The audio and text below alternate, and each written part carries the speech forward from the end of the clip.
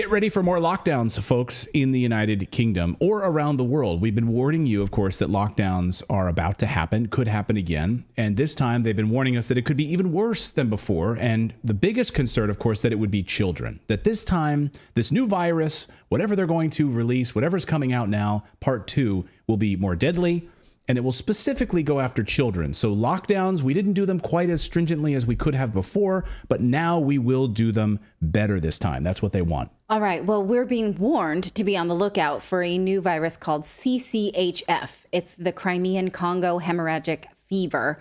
I'm going to call it CCHF if that's all the same to you.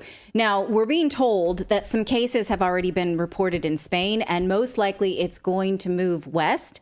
The last case in Spain was in 2016.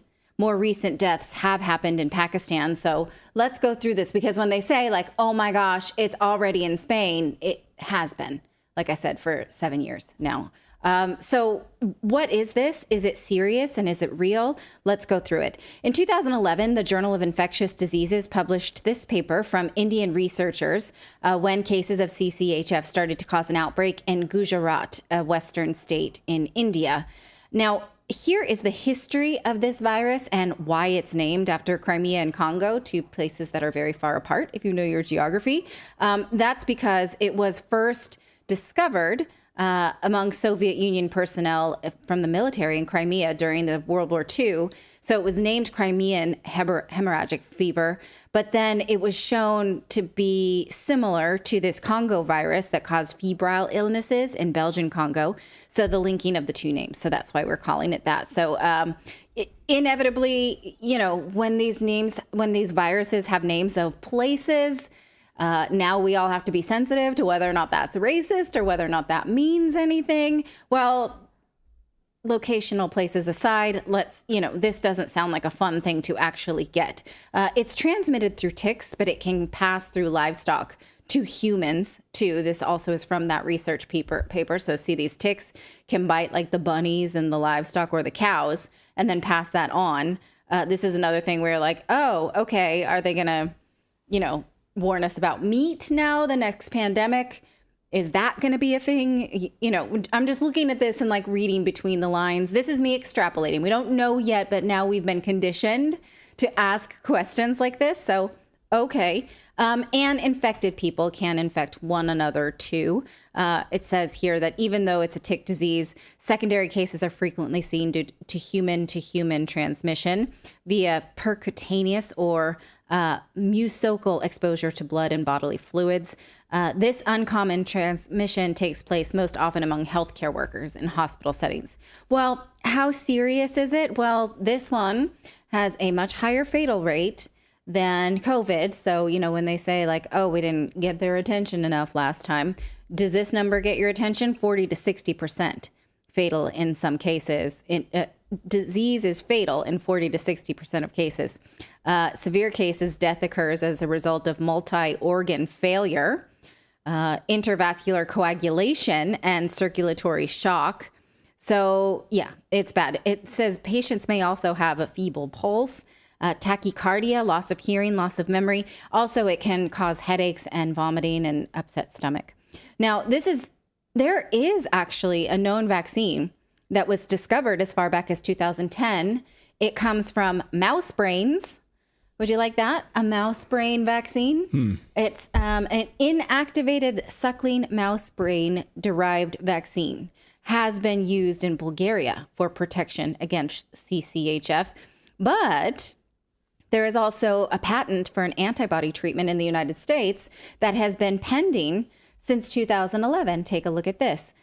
All of these pharmaceutical companies have an anti-Crimean Congo hemorrhagic fever virus antibody that they have with the U.S. Patent Office, just sitting there waiting for final approval by these biopharmaceutical institutions. Interestingly enough, MAP Pharmaceuticals, which is listed there, is also working on Marburg virus. Remember, we talked about Marburg virus back in March and how the World Health Organization was warning us that this also could be the next pandemic. But already the media is picking up on this CCHF as a climate change issue. Nobody has proven that. They just feel comfortable running headlines like this, climate change helping this new virus, deadly virus, spread. They're saying it's warmer waters and warmer weathers that lead to drier summers that's causing ticks to move through Europe. Only, again, the cases in Spain were detected in 2011 and 2016. So how does current climate affect the ticks? Well, we don't know. I mean, Spain is in the Iberian Peninsula where we live, and we had record rainfall this year. So who knows if that actually changes things. But, if you, again, look at this, they're saying, this is not hypothetical. Something already happened. Spain detected these cases in 2016 and 2011.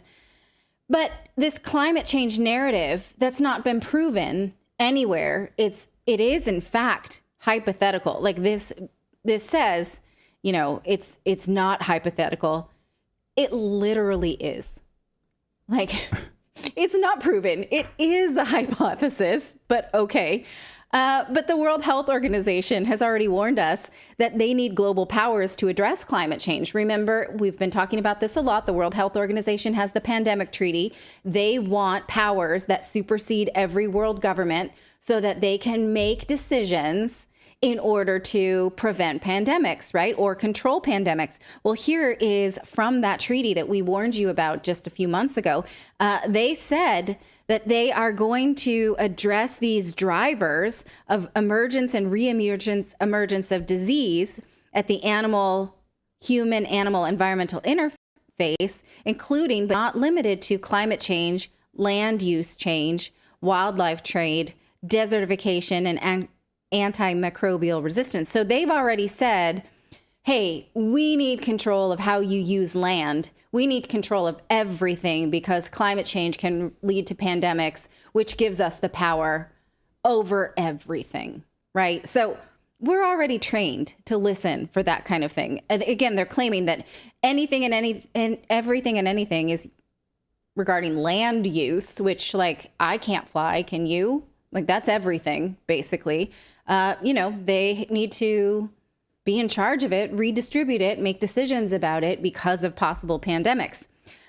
So again, no one has proven that CCHF is actually migrating because of climate change. Even though the media tells us this is hypothetical, it is literally the definition of a hypothesis, but okay. So we'll watch this one. But these professors are saying, like, yeah, it's coming. Like, and that's why Britain is on lockdown alert. Well, it's going to 40% of victims are going to die as a result of this. The scientist who testified last week to Parliament said, I don't know if lockdowns are the way to prevent this one, but it's coming here. And he said it is coming. He said it's not a matter of when or if. It's not a matter of if. He said it's when. It's coming, though. That's what he says. And Jim Ferguson at GB News posted this. He said, breaking news, a pandemic of the vaccinated. He said a top virologist has made a video claiming to be his last, and that he believes potentially there would be mass death and outbreaks of illness towards the end of this summer. It comes on the heels of reports, he says, that another pandemic may be heading to the UK, which could cause another mass lockdown event, and it could be the big one, killing 40% of its victims. And they're saying that this would be cover for those who've already been vaccinated and becoming ill due to injuries caused by Well, I their watched immune that systems. video. What he literally says is that people who have been vaccinated have certain immunocompromises now, and that he thinks they are a group that may be, well, actually what he says is that groups who may not be susceptible to this are the unvaccinated. That's literally what he says. He doesn't say that the vaccinated are susceptible. He's saying the unvaccinated are not. That's what he said.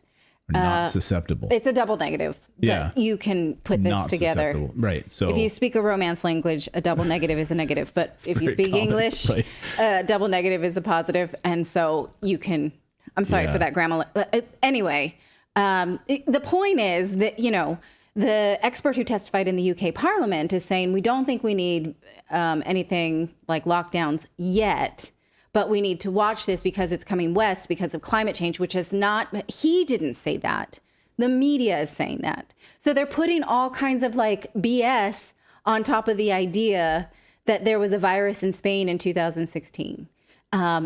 Outbreaks of this are not uncommon in Eastern countries. That doesn't mean we shouldn't care about them. Absolutely, we should. Someone's been working on this mouse brain vaccine for 13 years now. So, yes, we should care about that, right? But we shouldn't swallow this BS about climate change or anything like that. Anyway, let us know what you think of this in the chat. This information and all these links to original sources will be in tomorrow's newsletter. And if you think I've misinterpreted something or you'd like to add something to it, I'd love to see what your comments are. Thank you so much for watching this segment here at Redacted. We are live every day at 4 p.m. Eastern Time, trying to share the stories that the mainstream media will not cover. You should also come over and join our community of Redacted Rebels over at redacted.inc. That's our private locals community where we can share exclusive content that we simply cannot share here on YouTube. Come over and join the rebellion together right now by going to redacted.inc. We'll see you next time.